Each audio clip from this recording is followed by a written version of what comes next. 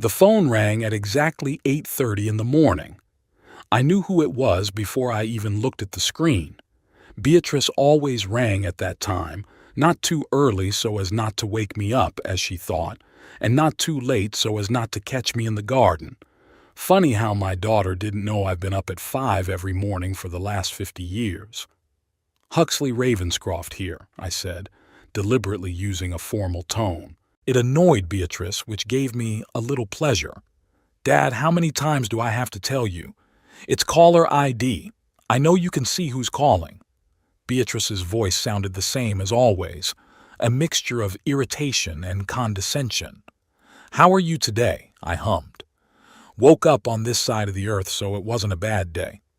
"Daddy," she sighed with that peculiar intonation she'd been using for the last few years, like she was talking to a cranky child. "We're having a barbecue on Saturday. Owen got a promotion and we're celebrating with his co-workers and superiors. You should come." "Not an invitation in order," I grumbled, looking out the window at my immaculate garden. The last thing I wanted was to spend the day in the midst of a noisy group of people who didn't care about me, listening to stories about my son-in-law's successes and pretending my presence meant something to my daughter. "Beatrice, I'm not sure—" "Daddy," she interrupted in a tone that brooked no objection. "It's important to Owen, and for me. Felix will be there too. You hardly see him." "Whose fault is that?" I wanted to ask, but I kept quiet. My grandson, like his parents, visited me only out of necessity, usually when Beatrice needed money for his education or another class. "I'll think about it," I replied. "Daddy," she sounded steely, "it's out of the question. You will come at 2 o'clock in the afternoon, bring your specialty lemon pie and mingle nicely with the guests. Is that understood?" I squeezed the tube tighter. Once upon a time, my little bee would ask me to tell her a bedtime story and hug me tightly before bed. Now she spoke to me as if I were an infirm old man to be controlled. "I understand, Beatrice," I replied, adding weariness to my voice. Let her think she was still in control. "I'll be there at 2 with cake." "Great!" I could hear the relief in her voice. "And Dad, wear something decent, okay? Not those old cardigans of yours. Owen's gonna have the boss." I could have reminded her that at 76, I had the right to wear whatever I wanted, and that my old cardigans cost more than her husband's entire closet. But instead I just said, "Of course, darling. See you Saturday." She disconnected without even saying goodbye. I put the phone down and looked at the picture of Eleanor on the mantelpiece. My Nora, with her bright eyes and warm smile, had died 7 years ago of cancer. We had lived together for 43 years. After she died, everything changed. "You should see what our daughter has become," I said quietly to the pictures. When Nora was alive, Beatrice came every weekend with Owen and little Felix.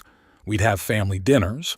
Nora would teach her grandson how to bake cookies, and I'd show him how to make bird feeders. Back then, Owen hadn't gotten a promotion at his accounting firm yet, and they were short of money for the mortgage.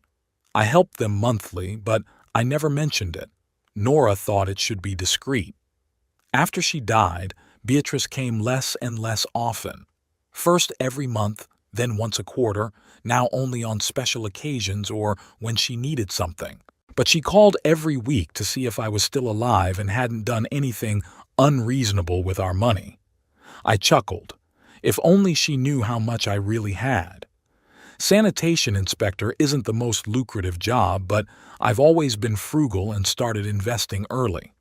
My financial advisor Albert used to say I had a nose for good stocks.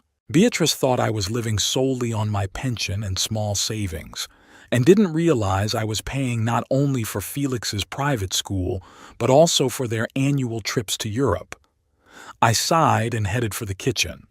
Lemon pie wouldn't bake itself, and I never break promises, not even to Beatrice. I spent the next 2 days preparing for the inevitable challenge. I washed my best shirt, ironed my pants, even went to the barber, though my hair, still thick, though completely gray, didn't really need it. I tried not to think about the upcoming barbecue, but my thoughts kept returning to the last time I'd seen my daughter. It had been 3 months ago, on Felix's birthday. The boy had turned 16 and they'd thrown a huge party. I presented my grandson with a check for $1,000, not the most original gift, but the only one I knew he would accept without a scornful grin. Beatrice introduced me to guests all evening as, "My dad, he's a little old-fashioned."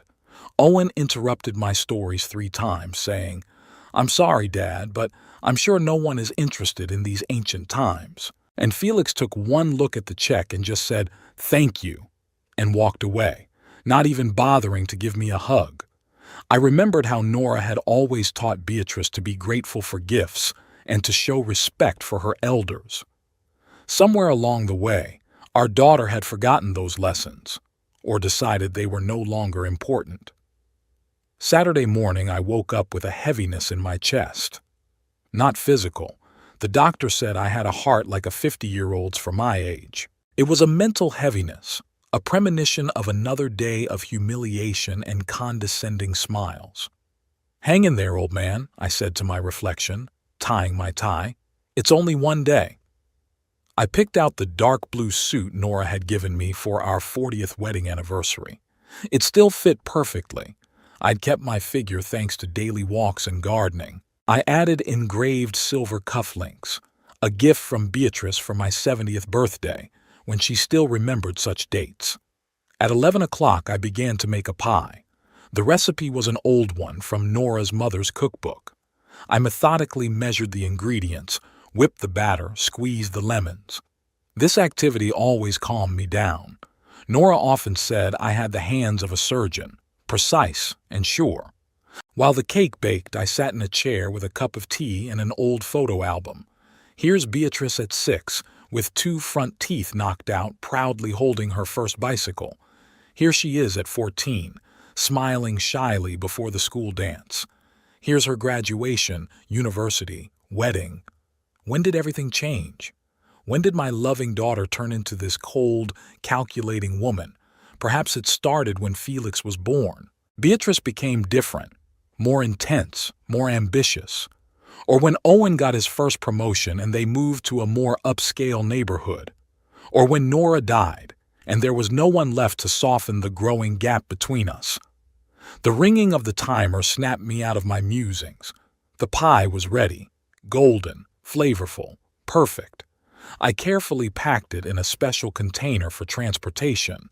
Beatrice and Owen's house was a 20-minute drive from mine, in a new neighborhood with identical expensive houses and perfectly mowed lawns. I never understood why I would pay that kind of money for a house that looked like dozens of others. My old Victorian mansion cost half as much but had character and history. I parked my Buick sedan, another object of ridicule by Owen, who thought it was old-fashioned, and paused for a moment looking at the house. Through the large windows, I could see people gathered inside and in the backyard. Music, laughter, the smell of roasting meat, an ordinary happy family celebrating success. And I, a stranger among them, got to play the part of the sweet old dad. I took a deep breath, picked up the pie, and got out of the car. With every step toward the house, the urge to turn around and drive away grew. But I couldn't. Not because of Beatrice, but because of the promise I'd made to myself to be better than how they treated me. The door opened before I knocked. Beatrice, flawless in a light blue summer dress with perfect hair and makeup, looked me over appraisingly. "Daddy, you're late," she said instead of greeting me. I looked at my watch. It was 1 hour 58. "I'm sorry, honey." "Movement," I lied, not wanting to start an argument. She took the pie from me and wrinkled her nose. "Lemon? I thought you were bringing strawberry. Owen's guests prefer berry desserts." "You asked for specialty," I reminded her. "My specialty is lemon." She sighed like a martyr. "Okay, whatever. Come on in, everyone's here." I followed her into the house, mentally counting to 10. It was going to be a long day. Beatrice and Owen's house was bustling with activity. There were people with glasses everywhere, laughter, and the sense of grilling and perfume in the air. I felt like I was in someone else's movie. The scenery was beautiful, but the part was not. Dad, do you remember Robert Sheldon, the vice president of Owen's company? Beatrice motioned me toward a tall man with a perfectly trimmed beard. Sure, I lied, extending my hand. It's nice to see you again, Robert. Likewise, Mr. Ravenscroft. He shook my hand with an expression of polite indifference. Beatrice has told me a lot about you. I doubted it. My daughter didn't mention my name in conversation if she could avoid it. Daddy used to be a sanitation inspector, Beatrice said in the tone one usually used to say. He used to take out the garbage.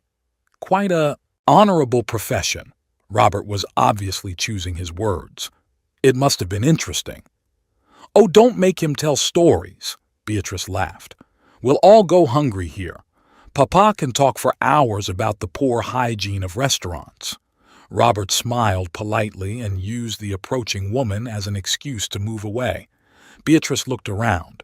Dad, get yourself something to drink and introduce yourself to the guests. I need to check on the barbecue. She walked away, leaving me alone among the strangers. I moved slowly toward the drinks table, trying to look casual. A glass of good scotch, I thought, would make this day a little more bearable. Grandpa. I turned around. Felix was standing by the table, tall for his 16, with a mop of dark hair and a perpetually bored expression. He was wearing some ridiculously expensive jeans and a t-shirt with the name of a band I'd never heard of. Felix. Good to see you, I smiled. How was school? He shrugged, pouring himself a Coke. It's okay. Your mother told me you were into programming? I did. How'd it go? I gave it up. He took a sip. It got boring. I nodded, not knowing what else to say. Once my grandson and I could talk for hours. I taught him how to fish, how to make bird feeders, how to talk about constellations. Now it's like there's a wall between us. Grandpa, I have to go, Felix said suddenly, looking over my shoulder. My friends are there. He walked away without waiting for an answer. I turned around and saw a group of teenagers appearing in the backyard. Apparently, Beatrice had allowed her son to invite his friends over. I poured myself a scotch and stepped aside, watching the scene. Owen stood at the grill, surrounded by co-workers loudly telling some story. Beatrice fluttered between the guests, playing the role of the perfect hostess. Felix and his friends kept to themselves, constantly checking their phones. I felt like a ghost, visible but not real. Are you Beatrice's father? The woman who approached me asked. Yes, Huxley Ravenscroft, I introduced myself. Pamela Greer, wife of Tom, Owen's co-worker, she smiled. You must be proud of your daughter. Such a beautiful family, such a successful husband. Yes, very proud, I replied automatically. I always say that the most important thing is family, Pamela continued. My parents live with us. You know, at their age, you can't be alone. Do you live with Beatrice too? No, I have my own house. Oh, she looked at me with sympathy. It must be hard to be alone at that age. I'm 76, not 106, I said, irritated. And I'm doing just fine on my own. Pamela looked embarrassed. Of course, I didn't mean to offend. It's just that my parents, she stammered. Excuse me. I need to find my husband. She hurried away and I took a sip of scotch, feeling bitter from more than just the drink. Only 15 minutes here, and I already wanted to leave. Daddy, Beatrice sprang up next to me. I see you've already started drinking. Please don't drink too much. Remember what happened at Christmas? I had 3 glasses of wine and told a joke that Owen thought was inappropriate. Beatrice, I'm having the first glass. Good, good.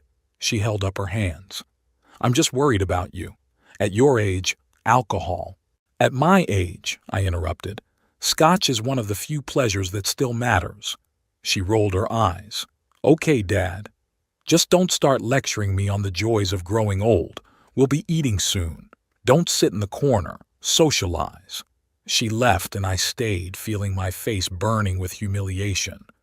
With each visit to this house, I realized more and more clearly my daughter was ashamed of me.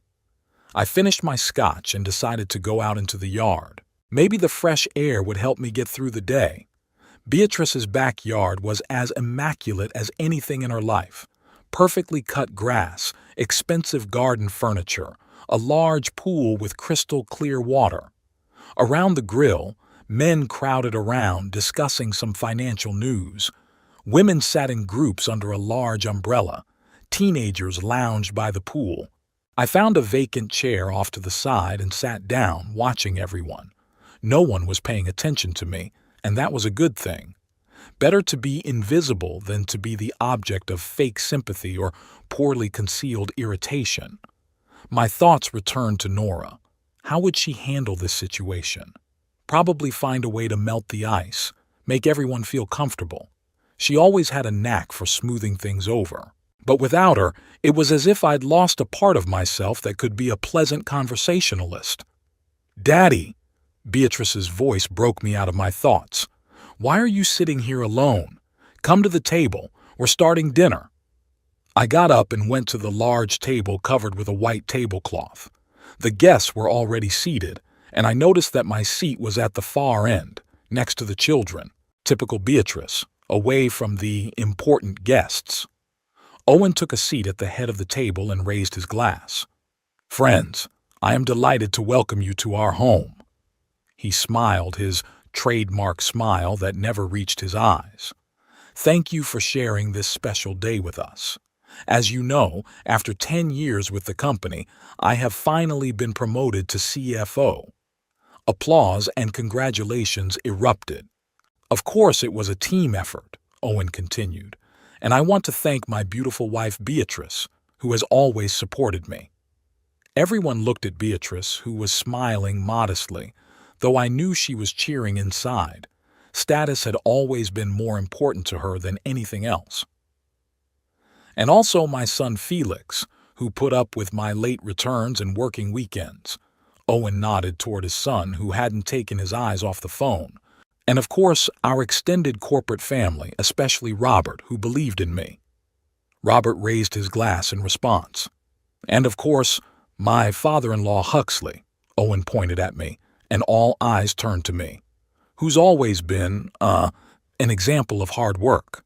There was something condescending in his tone that made me cringe, but I smiled and raised my glass. "To Owen," I said. "To Owen." Everyone cheered. Dinner began, and the conversations flowed around me. I silently ate a steak that was overcooked and a salad that had too much vinegar in it. No one addressed me, and I didn't try to interfere with the conversations. What could I say to these people discussing stocks, real estate, and the latest car models? "Mr. Ravenscroft," Robert suddenly turned to me. "Beatrice tells me you were a sanitation inspector." I nodded, surprised at the sudden attention. "Yes, 35 years." "You must have seen a lot," he smiled. "What was the worst violation you found?" I began to tell a story about a restaurant where I found cockroaches in the pantry. It was one of my favorite professional stories, and I knew how to make it interesting. However, no sooner had I reached the halfway point than Owen laughed out loud at someone else's joke, interrupting me. All attention turned to him. "I'm sorry, Daddy," Beatrice smiled guiltily. "You'll tell me later." "Robert, have you heard about Anderson's new project?" I became invisible again. Slowly finishing my steak, I watched these people, successful, confident, laughing at jokes I didn't find funny. My world and their world were parallel universes that happened to cross paths at this barbecue. After dinner, everyone scattered around the yard. I helped put the dishes away, despite Beatrice's protests, and went out to the pool. The day was hot, and the cool water looked inviting. Of course, I wasn't going to swim. I hadn't brought my swim trunks, and I didn't want to expose my old body to the world. "Hey, Grandpa," Felix suddenly appeared next to me. "Mom said you used to be a champion swimmer?" "Not champion," I smiled, surprised by his interest. "But I was on the swim team in college." "Cool." He seemed genuinely interested. "And what was your best score?" I started talking about my younger years, about competing, about practicing at 5 in the morning. Felix listened, asked questions, and for a moment I felt a glimmer of hope. Maybe not all was lost with my grandson. "Hey, Felix," one of his friends called out to him. "Come on, Jason's got a new game." "Now," Felix shouted, then turned to me. "Sorry, Grandpa, I have to go." "Sure," I nodded. It was nice to talk. He ran off and I stayed by the pool looking at the water and remembering my youth. Back then, everything seemed possible. I thought I would be an architect, designing great buildings, but life turned out differently. After my father died, I had to drop out of school and find a job to support my mother. The position in the sanitary service was stable, with a good pension. I didn't regret my choice. It allowed me to provide for my family, to give Beatrice the education I could only dream of. "Dad," Beatrice's voice interrupted my thoughts. "You've been sitting alone all day. Why don't you socialize with the guests?" "I was talking to Felix," I answered. "Yes, he said you were telling him about your voyage," she sighed. "Dad, no one is interested in stories from 50 years ago." Felix was interested. "He's just a polite boy." She looked at me with the expression I hated most, a mixture of pity and annoyance. "Look, maybe you should go home. You look tired." "I'm fine," I replied stubbornly. "Come on, Dad. I can tell you're not comfortable here. All these people are 30 or 40 years younger than you. What are you going to talk to them about?" "About life, Beatrice." I looked her in the eye. "Life doesn't begin with your birth and it doesn't end with my old age." She rolled her eyes. "Here we go again. Your eternal lectures on the wisdom of age." "I don't lecture." "Yes, you do." She suddenly raised her voice. "You always do. You come into my house and start lecturing everyone with your ancient wisdom. Do you think my guests are interested in hearing stories about cockroaches in 50s restaurants?" I noticed that some of the guests turned in our direction. "Beatrice, let's not—" "No, Daddy." She couldn't control the volume anymore. "I invited you because you're my father, but you sit there all day with a sour face, refusing to socialize, and then you accuse me of disrespect." "I didn't accuse anyone," I said quietly. "Not with words, with looks. You think I don't see the way you look at us? Our house, our friends? As if we weren't good enough for the great Huxley Ravenscroft. Now everyone was looking at us. I felt myself blush with shame and anger. "Beatrice, you're wrong. I never—" "You know what, Daddy?" She came closer, and I saw something new in her eyes, not just annoyance, but real anger. "You need to chill out." And before I knew what was happening, she pushed me in the chest. I lost my balance and flailed my arms, falling into the pool. The cold water covered my head. I was disoriented for a moment, then surfaced, gulping for air. My suit was instantly wet and heavy. My glasses came off, and the world was a blur. Through the noise in my ears, I heard laughter. Everyone was laughing. My own daughter had pushed me, a 76-year-old man, into the pool, and people found it funny. "Cool off, Daddy!" Beatrice shouted, and a new wave of laughter swept across the yard. I swam to the edge of the pool and struggled to get out. The water dripped off me, my suit sticking to my body. I fumbled for my goggles at the bottom of the pool and put them on my wet face. I could see everyone clearly now. Beatrice, still laughing. Owen, trying to hide a smile. Robert and the other guests giggling into their fists. Felix, filming everything on his phone. No one asked if I was okay. No one reached out to help me. Just laughter and smiles behind me. I walked silently through the house, leaving wet footprints behind me. Grabbed my things and walked outside. Got into my car, not caring that my wet clothes would ruin the seats. It was only when I got on the road that I allowed myself to do something I hadn't done in years, cry from humiliation and pain. But the tears dried quickly, replaced by something new, a cold, hard resolve. That was the last time Beatrice would humiliate me. The last time. I returned home soaked to the skin, heartbroken and humiliated. My car was soaked with the smell of chlorine from the pool, my shirt stuck to my body, my hair slick with water. My favorite suit, Nora's last gift to me, was probably hopelessly ruined. In the hallway, I pulled off my wet clothes, tossing them into the laundry basket, and made my way to the bathroom. Standing under the hot shower, I let the water wash away not only the traces of chlorine, but also, it seemed, the bitterness that had accumulated over the years. Each drop that ran down my old body took a piece of pain away with it, leaving something new in return: cold determination. After wiping myself dry and putting on my robe, I sat on the edge of the bed and looked at Nora's picture. "What would you say now, dear?" I asked quietly. "That our daughter is just upset? That she didn't mean to hurt me? That I should forgive and forget?" The picture was silent, but I knew exactly what Nora would have said. She was always defending Beatrice, finding excuses for her actions. "She's just impulsive, like you were when you were young. She works hard, she's tired. She's not mean." And I, as usual, would give in. For Nora's sake, I was willing to forgive Beatrice indefinitely.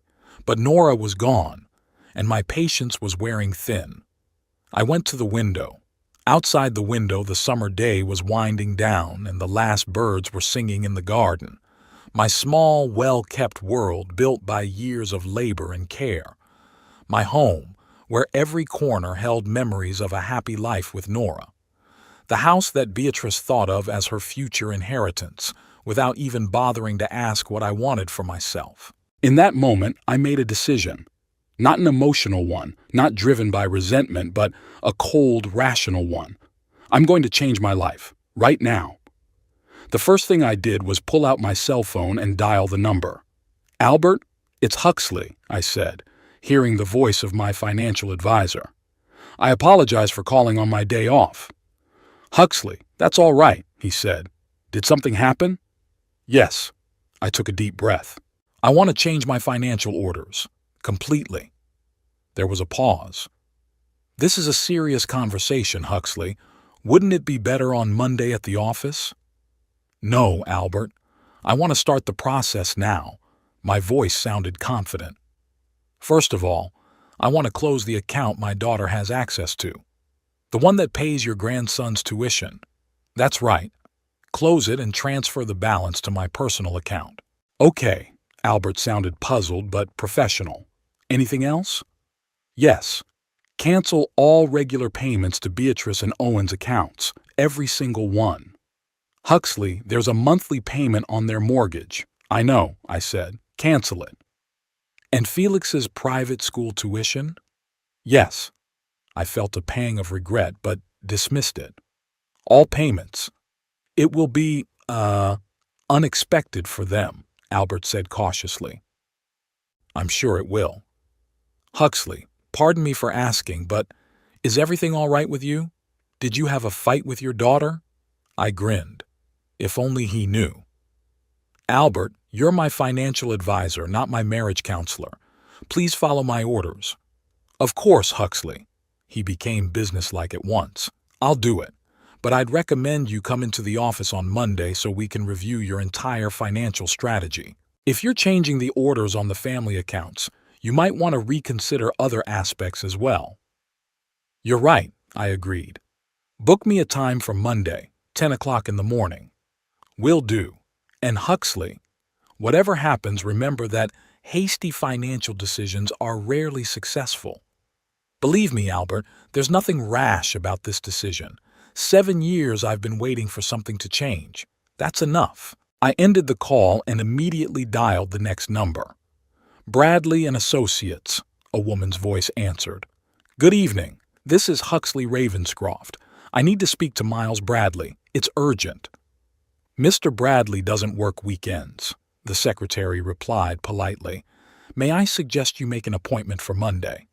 Please, it's really urgent. You must have his personal number."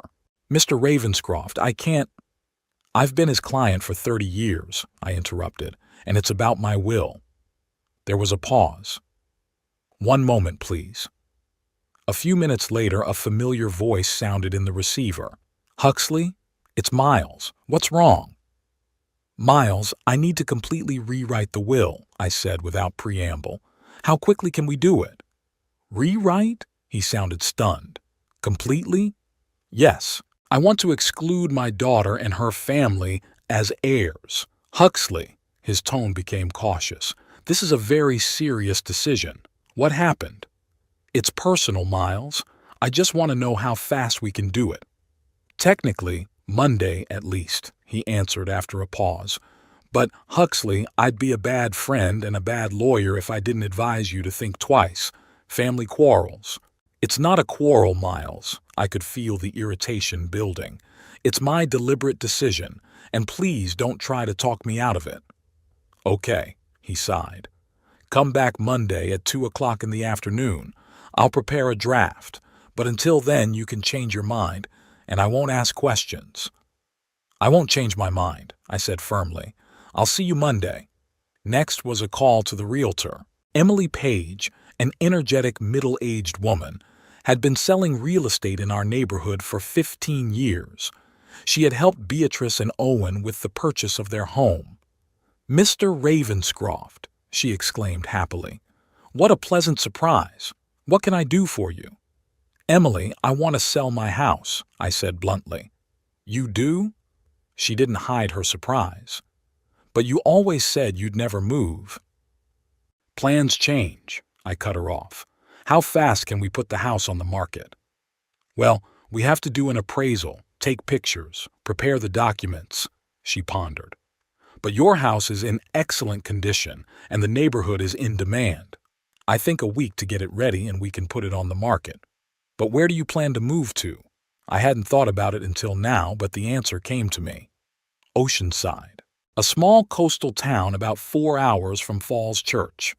Nora and I honeymooned there and often dreamed of returning in retirement. It didn't work out. Nora got sick too soon. But now I could realize our dream.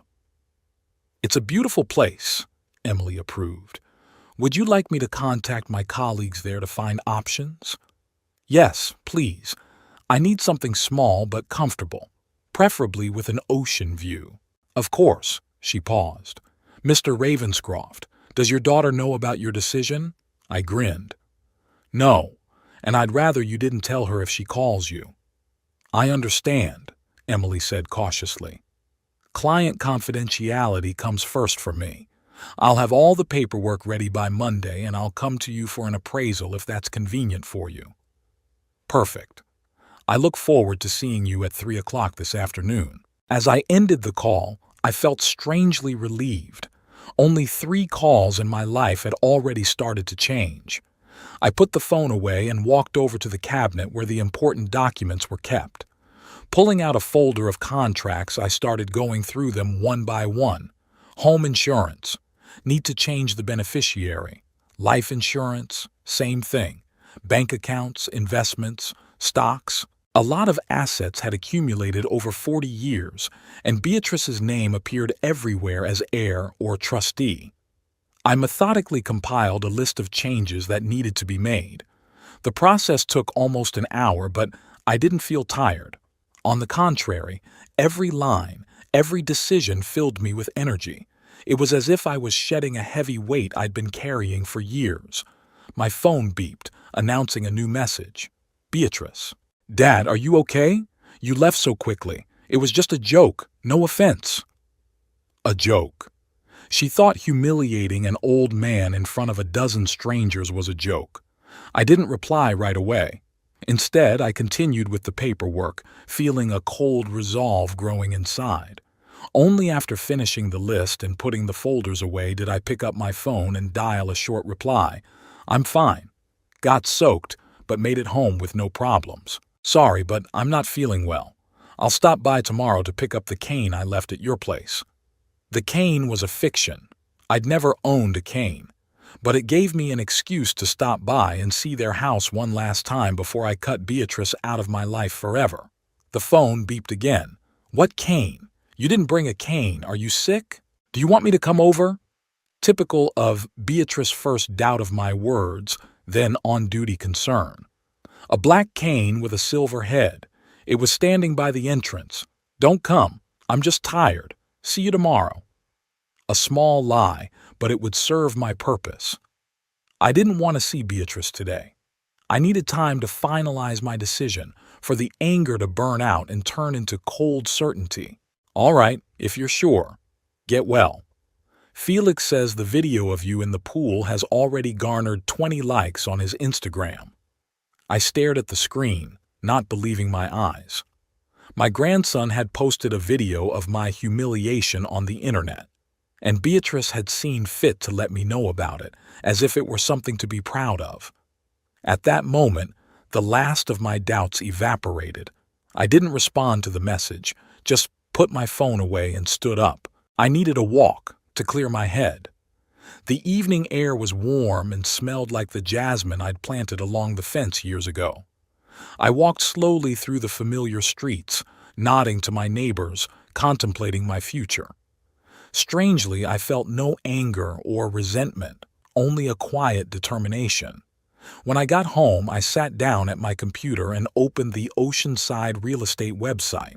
As I browsed through the options for condos and small houses, I envisioned my new life. Morning walks on the beach, fishing, maybe even getting back into swimming. I could do whatever I wanted without looking back at my daughter's expectations or feeling like a burden. I ticked off a few of my favorite options to send to Emily and closed the computer. It was already getting dark and the house had fallen into silence. I made my way to the bedroom where I'd slept next to Nora for so many years and lay down, looking up at the ceiling. "I'm going to do it, Nora," I whispered into the darkness. "I'm going to start a new life, without them." And for the first time in a long time, I fell asleep without the pills, feeling strangely peaceful. Sunday morning greeted me with bright sunshine and birds chirping outside my window. I woke up early as usual, but I felt different, as if I had become 10 years younger overnight. After showering and eating breakfast, I decided to do some gardening before visiting Beatrice. Working with plants always calmed me down. I methodically trimmed the hedges, weeded the beds, and watered the roses that Nora loved so much. Each movement was familiar, almost meditative. For a moment I caught myself thinking that I would miss this garden. But then I envisioned a new garden, maybe smaller but overlooking the ocean. Nora would approve. At noon I took another shower, changed into a fresh shirt and pants, and left the house. On the way to Beatrice's, I stopped at an antique store and bought a cane, a black one with a silver knob, just like the one I'd described in the message. The salesman looked at me with mild surprise when, after paying, I left the cane in the store. "I'll pick it up later," I said, without explaining why.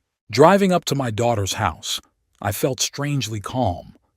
Yesterday's anger and resentment had receded, replaced by a cold determination. I wasn't going to make a scene or get into a fight. I just wanted to see one last time the place where my daughter had built her life, a life in which I no longer had a place. Beatrice and Owen's cars were parked in the driveway, so everyone's home. Perfect. I rang the doorbell and waited, straightening up and squaring my shoulders. Owen opened the door and there was a second of confusion on his face. "Huxley, I wasn't expecting you today." "I texted Beatrice to say I'd pick up my cane," I said calmly. "Oh yes, the cane." He nodded, obviously not knowing what it was about. "Come in, Beatrice is in the kitchen." I entered the house, looking around as if for the first time. An immaculately clean hallway, expensive paintings on the walls, designer furniture. The house I sent money to every month without ever mentioning it. "Daddy."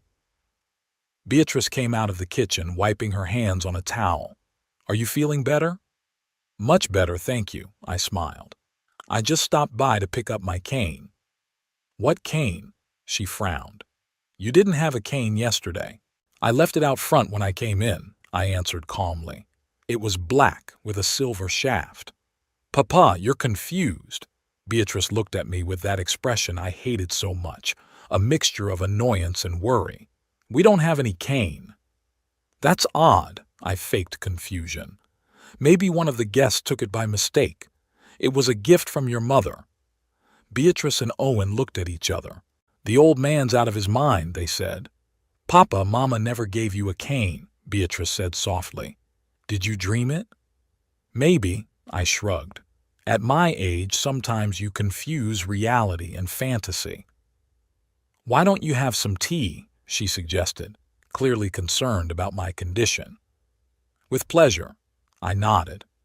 We went into the kitchen where Felix sat staring at his phone. Hi, Grandpa. He didn't even look up. Hello, Felix. How was your video? Did it get a lot of likes? He finally took his eyes off the screen and looked at me with slight confusion. What do you mean? The video of me falling into the pool. Your mother said you put it on the internet. Beatrice, who was pouring tea, froze. Dad, I didn't say... Felix says the video of you in the pool has already garnered 20 likes on his Instagram, I quoted her message. Didn't it? Felix blushed and ducked back into his phone. Beatrice set the cup down in front of me and sat across from me. Dad, it was just a joke. Felix had already deleted the video. Did he? I turned to my grandson. Deleted it? He nodded reluctantly, not looking me in the eye. Yes, Grandpa. I'm sorry. I took a sip of tea. No need to apologize. I realized how funny the old man falling into the water looked. A real comedy. Dad, Beatrice sighed. I've already apologized. It was a stupid joke. I didn't mean to offend you. Of course, I nodded. By the way, I was thinking about what we discussed last month, about helping with the mortgage. Beatrice's face brightened. Last time she complained about the high payments, I hinted I might be able to help. Yes, I've been meaning to talk about that, she perked up. The bank raised the interest rate and now we're paying $300 more each month. With Felix's school expenses, it's getting a little hard. I thought, I interrupted, that you could manage on your own. After all, Owen got a promotion, and Felix could go to a regular school. Public education isn't so bad, I got it myself. There was silence. Beatrice looked at me, not believing her ears. But Daddy, we were talking. I changed my mind. I finished my tea and put the cup down. Thank you for the tea. It was wonderful. I'd better be going. Since the cane isn't here, I'll have to buy a new one. I stood up, feeling the stunned looks on my face. Beatrice followed. Daddy, wait. Are you sure you're feeling all right? You seem a little different today. I feel fine, I smiled. Better than I have in the last 7 years. 7 years? She frowned. Since Mom... Exactly, I nodded. Thank you for your hospitality. Say hello to the guests the next time you push someone into the pool. And with those words, I headed for the exit, feeling the confusion growing behind me. At the door, I turned around and looked at my daughter one last time. Take care of yourself, Beatrice. Monday was a busy day. In the morning, I met with Albert, my financial advisor. He prepared all the paperwork and we methodically reorganized my financial life. Albert tried several times to gently probe the reasons for my decisions, but I answered evasively. Eventually, he gave up and just carried out my instructions professionally and clearly. At 2 o'clock in the afternoon, I was in Miles Bradley's office. My old friend and attorney looked concerned but didn't lecture. We drew up a new will in which Beatrice and her family did not appear at all. I decided to give the bulk of the inheritance to several charitable organizations, including the Cancer Research Foundation, the disease that took my Nora. Are you sure, Huxley? Miles asked as I signed my name. Is this the final decision? Yes, I answered firmly. I'm absolutely sure. At 3 o'clock, Emily, the realtor, arrived. She inspected the house, assessed its condition, and made a list of cosmetic changes that would help it sell for more money. Your house is in perfect condition, Mr. Ravenscroft, she said with genuine admiration. There aren't many houses like that these days. I think we can get it above market value and still find a buyer quickly. We discussed the details, and I signed the contract for the sale. Emily promised to look for a suitable property in Oceanside. I gave her a list of requirements: a small house or apartment with an ocean view, a quiet neighborhood, preferably with a garden or at least a terrace. In the evening, I turned off the landline and put my cell phone on silent. I didn't want anything to distract me from my plans. Of course, Beatrice called. I could see the missed calls, but I didn't call back. On Tuesday, I got busy sorting through my things. There was a lot of stuff that had accumulated over the 45 years I'd lived in this house. I decided to take only the essentials and valuables with me. Photos of Nora, her jewelry that I keep for keepsakes, a few favorite books, clothes, and necessities. The rest could be sold with the house or given to charity. Beatrice kept calling. Tuesday night, she left her first voicemail message. "Daddy, why aren't you answering? I'm worried. If you don't call me back by tomorrow, I'm coming over to see if everything is okay." I didn't call back. Wednesday morning, I got a text from Emily. She had found a few options in Oceanside and offered to go see them on Thursday. I agreed. In the afternoon, the doorbell rang. I knew it was Beatrice, so I decided not to open it. The calls got more and more insistent. Then I heard her banging on the windows and calling for me. I sat in the study looking through old photo albums and didn't respond. "Daddy, I know you're home. Open up now." Her voice sounded scared and annoyed at the same time. After a while, I heard her talking on the phone. Apparently, she was calling Owen. After another 10 minutes, the noise died down. When I looked out the window, I saw that her car was gone.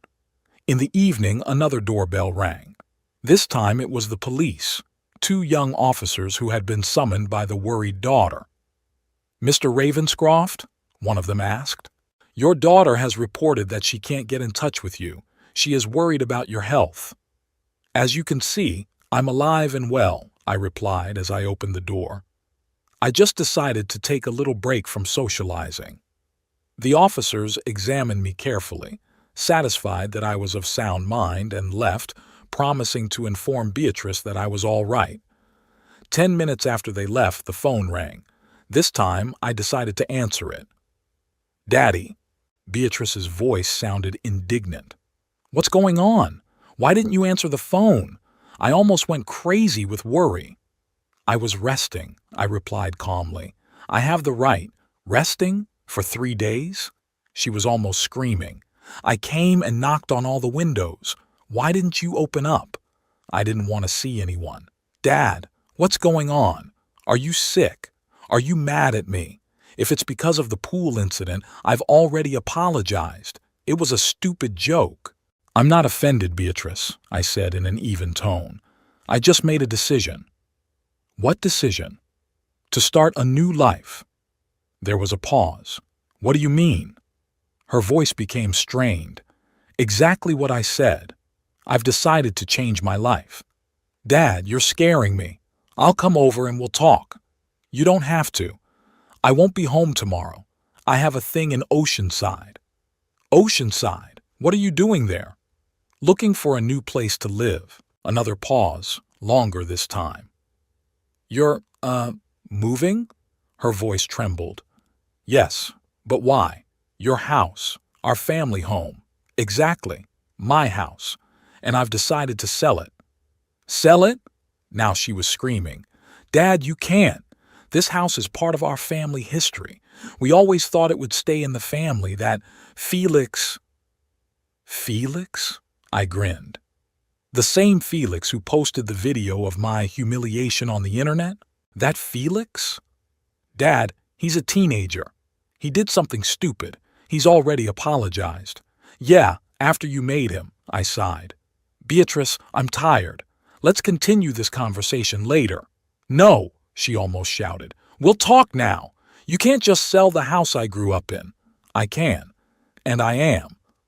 But we always thought we'd inherit it. It's part of our future. This is it. She's finally telling the truth." "So you've already planned my inheritance?" I asked calmly. I wondered. "No, Dad, that's not what I meant." She changed her tone quickly. "We just thought that when you When you needed help, you'd move in with us and the house would stay in the family. I don't need your help. I'm doing just fine on my own. Right now, yes, but in 5 years, 10 years. In 10 years, I'll be 86, and I hope to still be strong enough to live on my own. And if I'm not, there are wonderful nursing homes. Dad, she sounded shocked. You would choose a nursing home over your own family? Yes, I answered simply. I would. There was a long pause. Something's wrong, she said at last. You can't just change all your plans. I've been thinking a long time, Beatrice. 7 years to be exact. Since your mother died. And what have you decided? That it's time to stop being an ATM machine for a family who see me only as a source of money and an object of ridicule. Thursday, I drove to Oceanside, leaving my cell phone at home. With Emily, we looked at 3 options, and I chose a small house overlooking the ocean. The deal was supposed to close in 2 weeks. When I returned that evening, I found dozens of missed calls and messages from Beatrice, Owen, and even Felix. Their tone changed from concern to annoyed and back again. Friday morning, Beatrice arrived unannounced. She looked pale and nervous. "Daddy, what's going on?" she asked when she saw the boxes in the hallway. "Are you really moving?" "Yes, Beatrice. I bought a house in Oceanside." "But why? What happened to you?" "Nothing happened. I just decided to start a new life." "What about us?" There was desperation in her voice. "I talked to the bank. They said you canceled all the transfers. Is that true?" "Yes," I confirmed. "I've decided to spend my money on myself." "But Daddy!" She was almost screaming. "We were counting on that money. We had commitments, plans, that you built knowing I would be paying for them." I shook my head. "This is your problem, Beatrice." "You don't understand," she started to cry. "Without your help, we won't be able to pay for Felix's school. We'll have to tighten our belts, maybe even sell the house." "Welcome to the real world," I replied calmly. "Most people live within their means." "You're doing this out of spite," she accused me, "because of some stupid pool joke." "No, Beatrice. The pool was just the last straw. I'm doing this because I'm tired of being the invisible family member who's only remembered when money is needed." "That's not true," she sobbed. "We love you." "Maybe," I sighed, "but you don't respect. And without respect, love is worthless." After Beatrice left, Owen called. He was furious. "What have you done to Beatrice?" he shouted. "She came home hysterical." "We just talked," I replied calmly. "About you withdrawing your financial support without warning? About selling the house you promised to leave us?" "I never promised to leave you the house, Owen. That's your fantasy." "Huxley," his tone suddenly changed, almost pleading. "Without your help, we can't pay for Felix's school. We're going to have to make severe cuts." "Welcome to the real world, Owen," I replied. "Most people live within their means." "Beatrice is right," he said bitterly. "You are a cruel man." "Perhaps," I agreed. "But it's better to be cruel than to let people wipe their feet on me." On Saturday, the prospective buyers came in, a young couple with a small child. They fell in love with the house at first sight. "This is the perfect place for our family," the man said, shaking my hand. "Thank you for keeping it in such beautiful condition." I smiled as I watched the woman show the baby the garden. Once upon a time, Nora and I had been like that, young, hopeful, with little Beatrice in our arms. The circle had closed. On Sunday, Beatrice arrived again, this time with Felix. My grandson looked unaccustomedly serious. "Grandpa," he began, clearly having memorized his speech, "I want to apologize for the video. It was stupid and cruel of me." "Thank you, Felix," I nodded. "I appreciate your apology." "And I wanted to tell you that I don't want you to leave," he added uncertainly. I'm going to miss you." I looked at Beatrice. She was standing with her arms crossed over her chest and her face read, "See? He apologized. Now you have to forgive everything and go back to the way things were." "I'll miss you too, Felix," I said. But my decision won't change.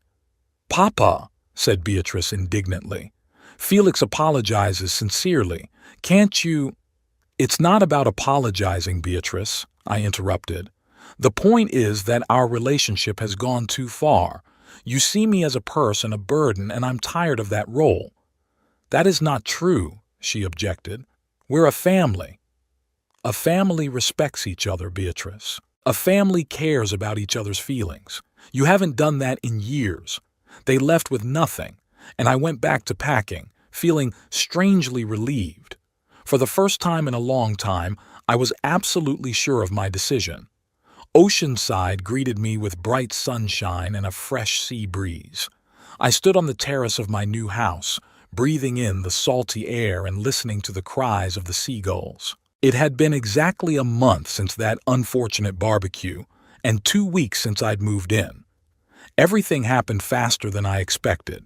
The buyers for my old house came immediately, and the deal closed in record time. Beatrice tried to stop the sale, even consulted a lawyer, but there was nothing she could do. The house was solely my property. My new house was smaller than the old one, but perfect for a lonely old man. 2 bedrooms, a spacious living room with panoramic windows overlooking the ocean, a small but functional kitchen, and most importantly, a terrace where I could sit for hours watching the waves. I spent the first few days settling into my new place. I arranged the furniture I had brought, hung pictures of Nora, planted some of her favorite flowers in the small garden. Gradually, the house began to take on a soul, to become mine. I quickly settled into the town. Oceanside turned out to be exactly what Nora and I had dreamed of. Quiet, friendly, with a leisurely pace of life. The perfect place for a retiree. I'd start the morning with a walk on the beach. I would get up at 5, as I had gotten used to over the years, put on shorts and a t-shirt and walk out to the ocean. The sand was still cool from the night, and the water sparkled in the first rays of sunlight. I would walk along the edge of the surf, collecting shells or just enjoying the solitude.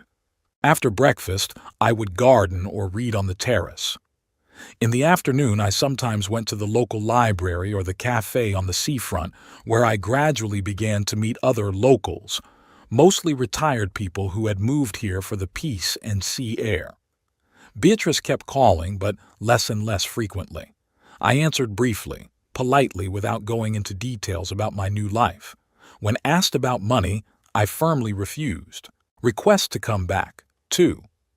Over time, her calls became even more infrequent and then almost stopped. I felt strangely relieved.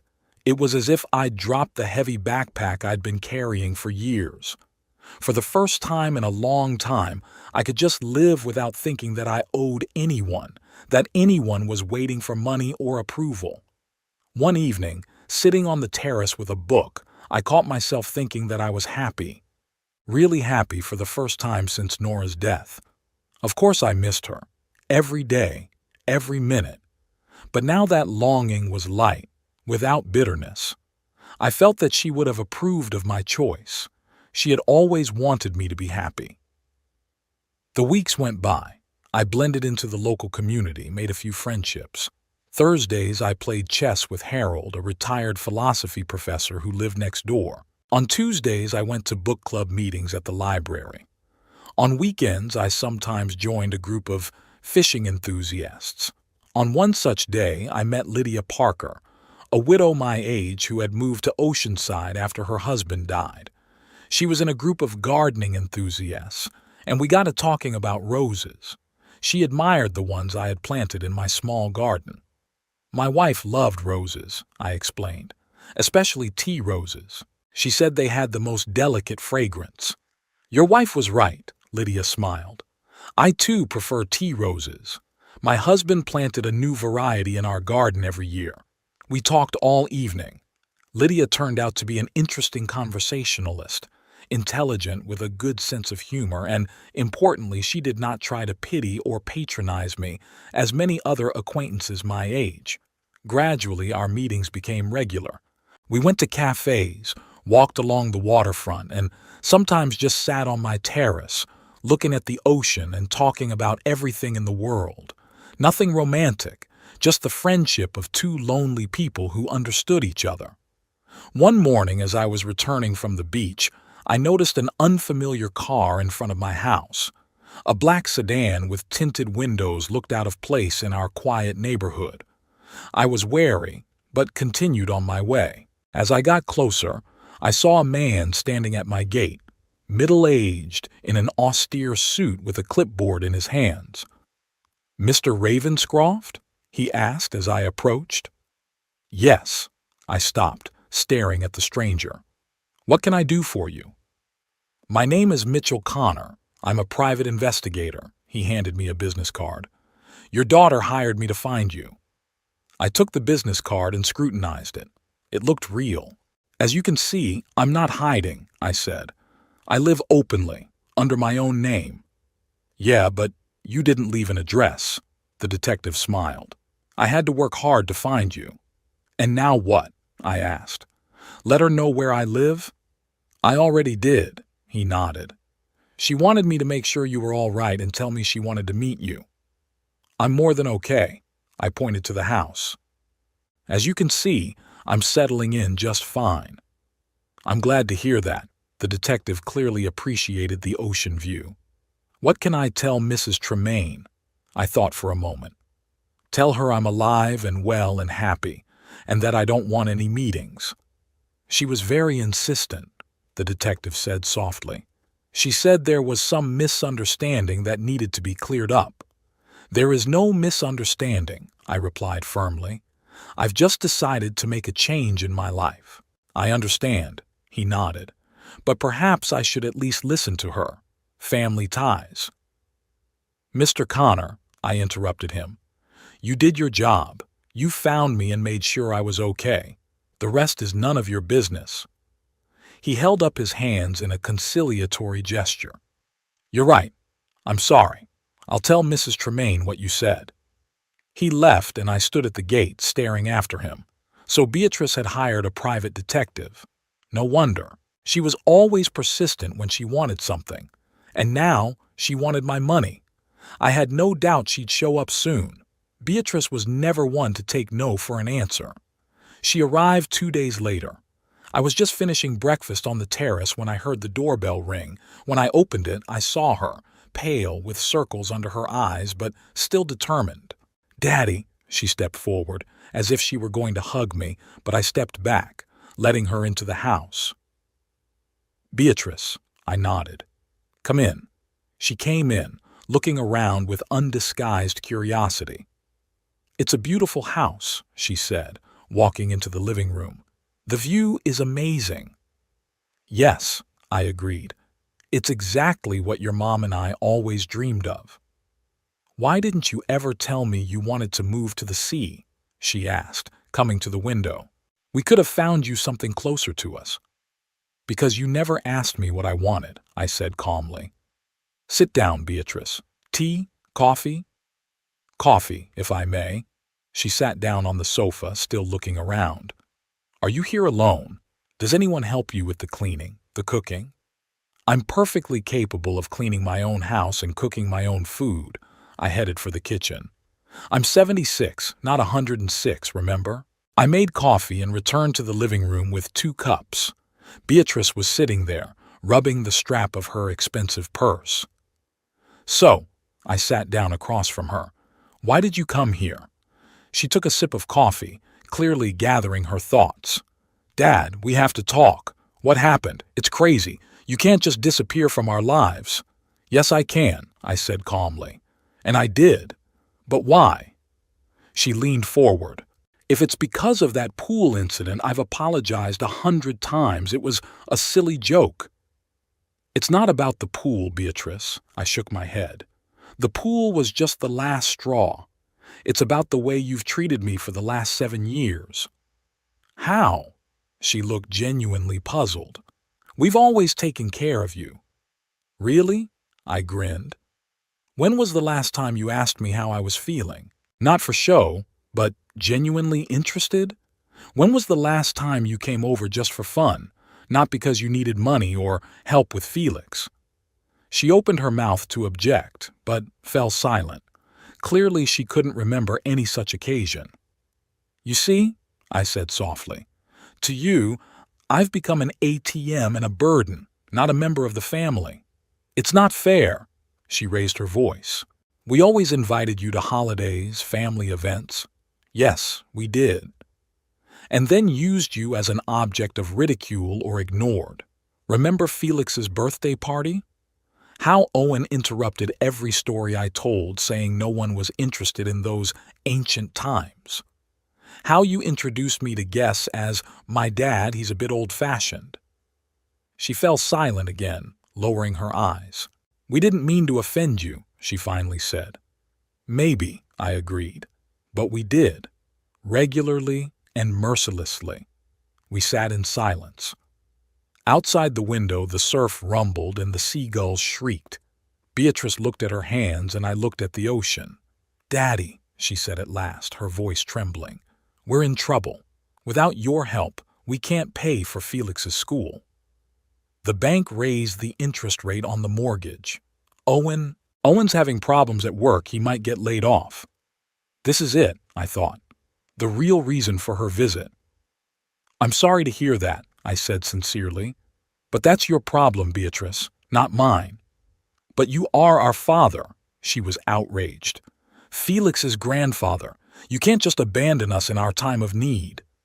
"I can," I said calmly. "Just as you abandoned me every time I needed not financial, but emotional support. That's different." She raised her voice. "No, Beatrice, it's the same thing. Support is either there or it's not. You didn't support me when I was in trouble. Why should I support you?" "Because you're our father," she was practically screaming. "And you're my daughter," I countered. "It works both ways." She took a deep breath, clearly trying to calm down.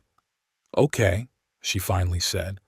"I'll admit that we haven't always treated you with the respect we deserve. We'll make it up to you. I promise. But right now, we really need your help." "Beatrice," I looked her straight in the eye. "How old are you? 43? You have a grown son, a house of your own, a husband with a good job.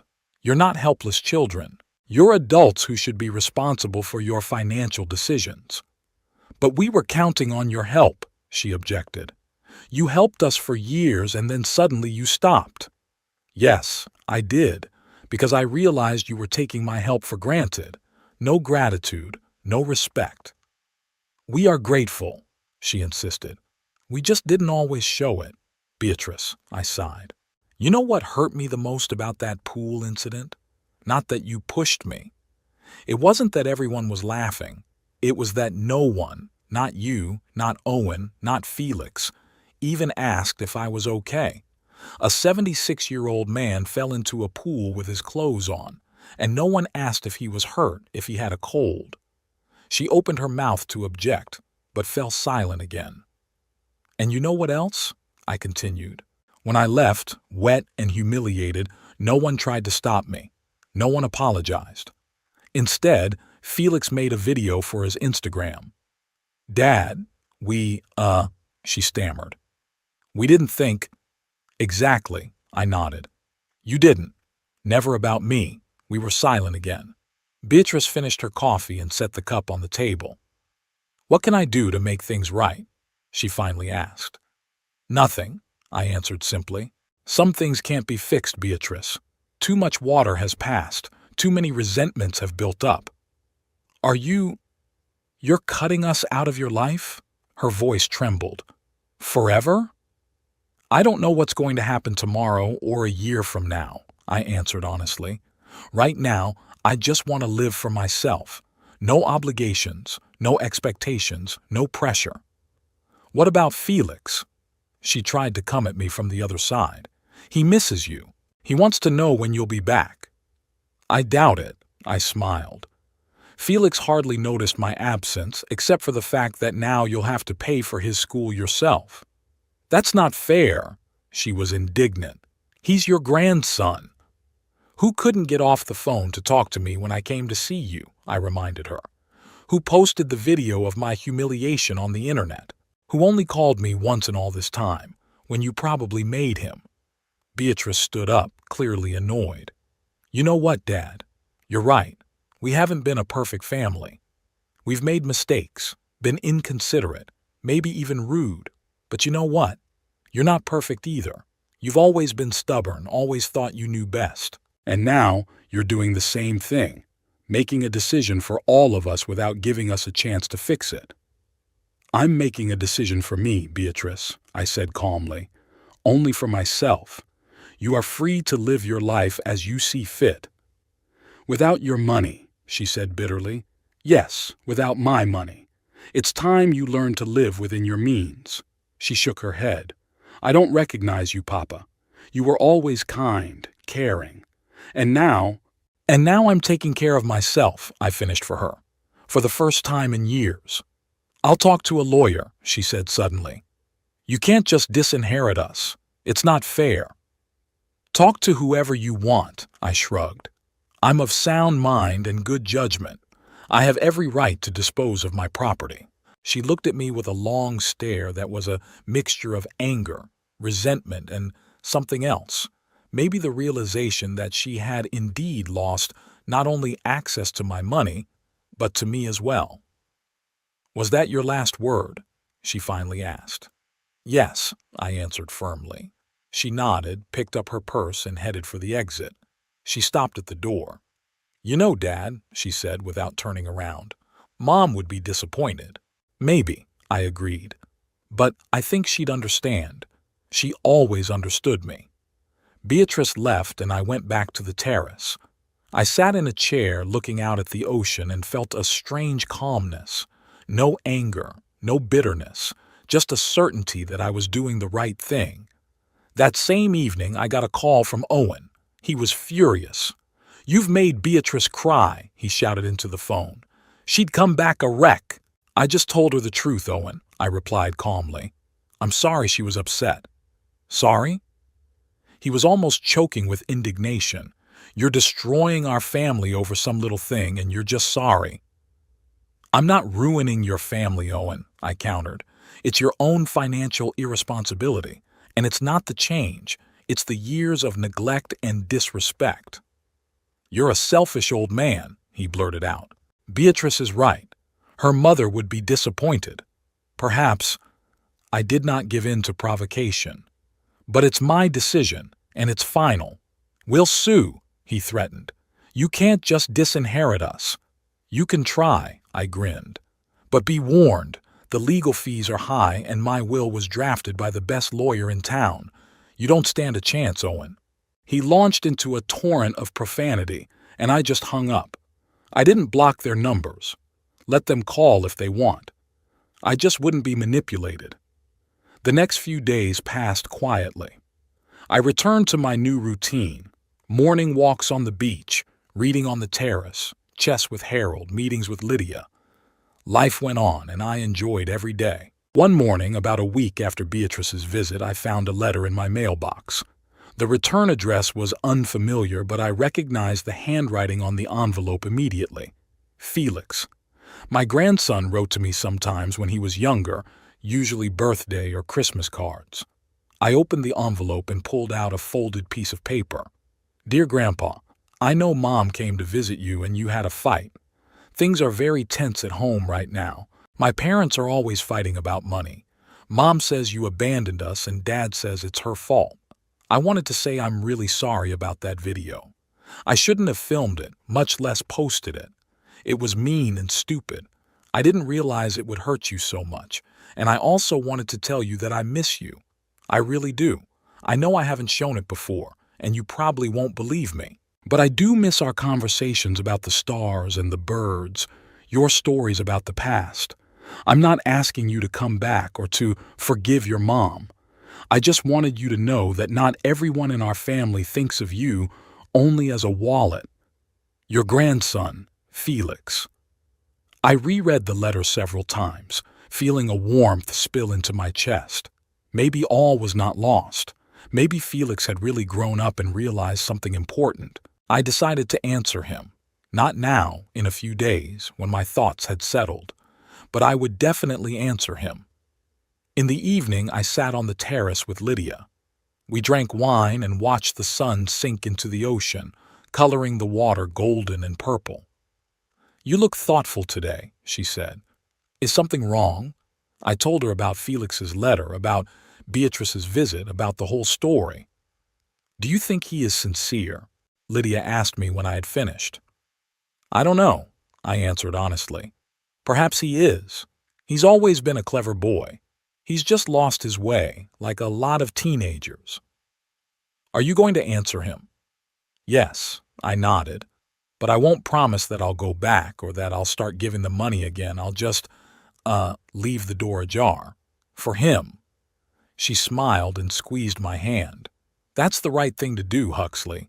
Family's a complicated thing. Sometimes you have to step back for things to change." I nodded, looking out at the sunset. Life went on.